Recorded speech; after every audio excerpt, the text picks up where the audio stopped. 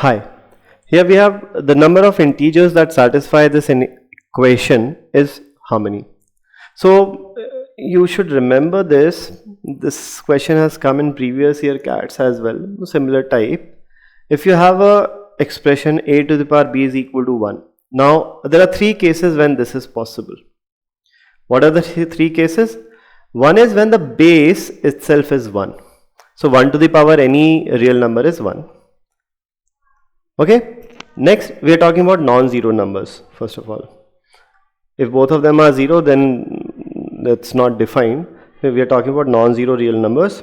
So one is when base is 1. The other possibility is when if a is not 0 and power is 0. So if a is not 0 and power is 0, so any non-zero number to the power 0 will always be 1. And the third case is when a is minus 1 and the power b is an even number. So if a is minus 1 and the power is even number, so minus 1 to the power even number will also be 1. So these are the three cases that we talk about, that we'll consider.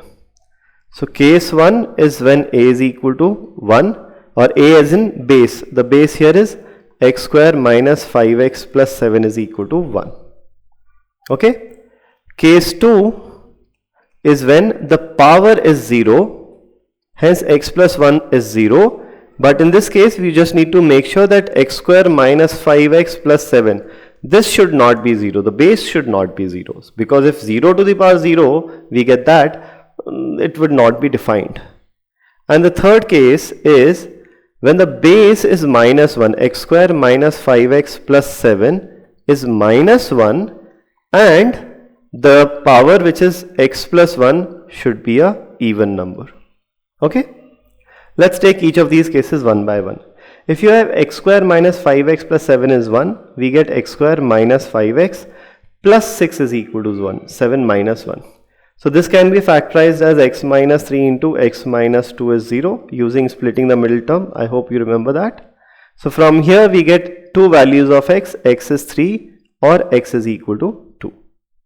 Okay, so we get two values of x from here.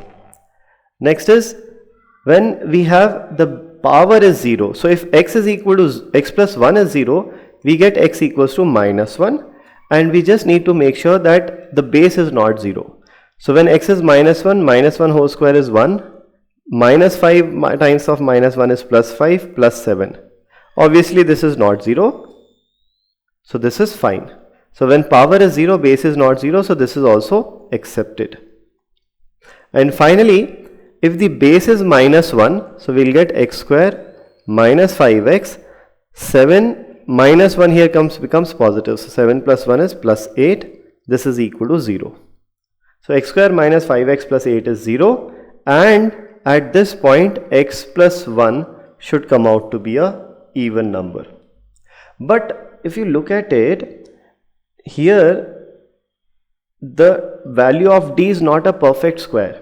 Discriminant here is b square minus 4 into 8. So 25 minus 32. This comes out to be negative. In fact, if discriminant is negative, that means there is no real root of this equation. Hence we get no values of x from here. Right? So the only acceptable values of x are 3, 2 and minus 1. So the number of integral values possible for x is option D, 3. Thank you.